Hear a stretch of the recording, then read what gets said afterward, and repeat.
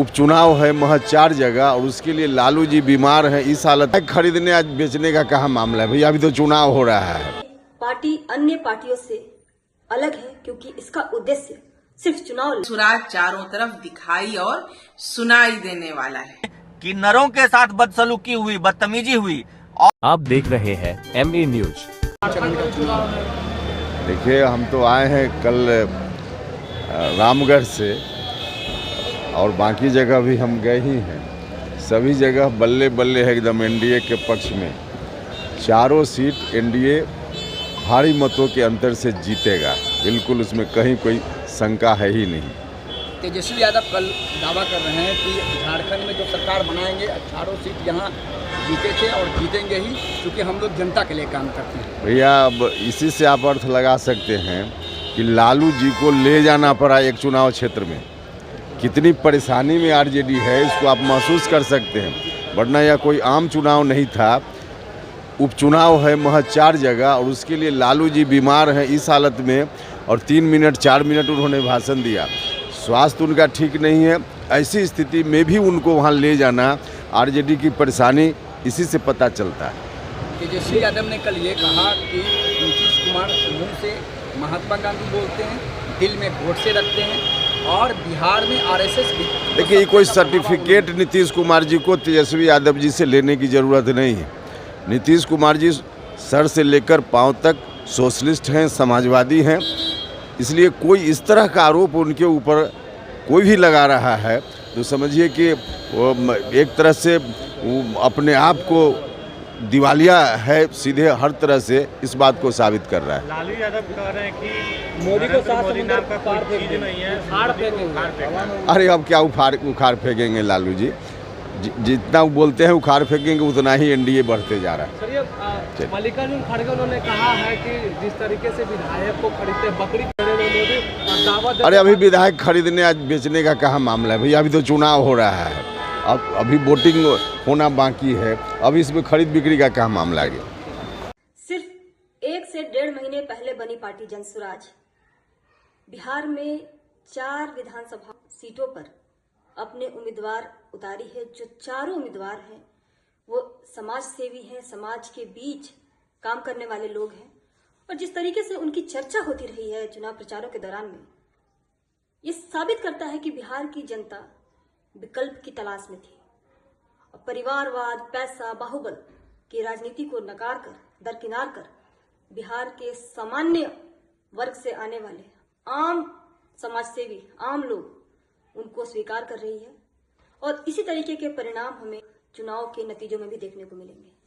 और जहां तक जनसुराज पार्टी की बात है, ये पार्टी अन्य पार्टियों से अलग है क्योंकि इसका उद्देश्य सिर्फ चुनाव लड़ना, जीतना, हारना नहीं है, बल्कि बिहार की जो समस्याएं हैं, बिहार के जो मुद्दे हैं, चाहे वो शिक्षा की व्यवस्था हो, रोजगार की समस्या हो या फिर पलायन का दर्द है, जिसकी ताजा तस्वीर हमने अभी छठ पर्व के दौरान देखा।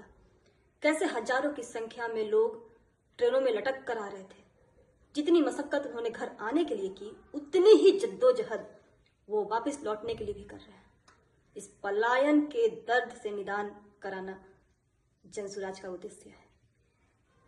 हमें पूरी उम्मीद है कि बिहार की जनता जनसुराज के उद्देश्य को ना सिर्फ समझ रही है बल्कि अपना रही है और इस बदलाव की बयार के साथ चलने को तैयार है।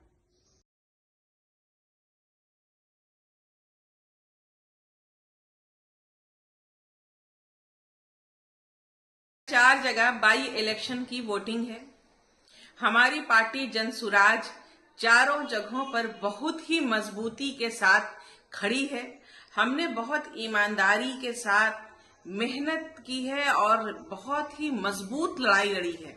हम ये जंग चारों जगहों पर जीत रहे हैं और इसी उपचुनाव में तमाम विपक्षी पार्टियों को धूल चटाकर हार का स्वाद चखाने वाले हैं। तमाम पार्टियां इस वक्त जनसुराज के भौकाल से, जनसुराज की लहर से घबराई हुई हैं। हम जीत ही दर्ज नहीं करेंगे बल्कि एक इतिहास भी रचेंगे।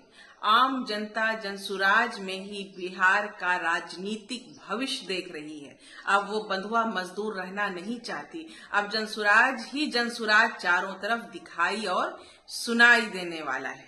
कल तेजस्वी जी ने बेलागंज की सभा में कहा है कि 200 यूनिट फ्री बिजली हम देंगे। आज से 6 महीने पहले सत्ता में थे, तब क्यों नहीं दिया फ्री बिजली 200 यूनिट? आज उनको याद आ रहा है कि बिहार को जनता को 200 यूनिट फ्री बिजली देना चाहिए। राजद चारों सीटों पर हार रही है। अपनी इसी संभावित क्या तय हार से बचने के लिए वो तरह तरह के हथकंडे अपना रही है। 2 दिन पहले उनके कार्यकर्ताओं ने स्थानीय युवाओं से मारपीट की। कल लालू जी की सभा में किन्नरों के साथ बदसलूकी हुई, बदतमीजी हुई, और वहीं तेजस्वी जी वोटर्स को प्रलोभन दे रहे हैं फ्री बिजली का। ये समझ में आ रहा है कि राजद चारों सीटों पर हार मान चुकी है और अपनी हार को टालने के लिए जो संभव प्रयास वो कर रही है।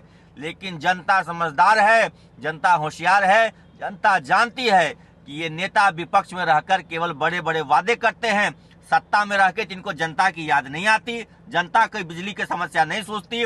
स्मार्ट मीटर जो लागू हुआ, इनके राज में ही तो लागू हुआ, क्यों नहीं उस समय उन्होंने स्मार्ट मीटर बंद करवाया, स्मार्ट मीटर चालू करवाया? जनता का बिजली बिल के तौर पे खून चूस रहे हैं और आज इनको याद आ रहा है कि प्रीपेड मीटर गलत है, फ्री बिजली हम देंगे।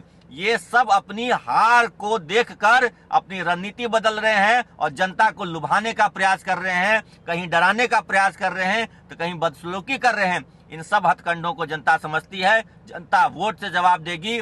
चारों उपचुनाव की सीटों पर इनकी हार तय है।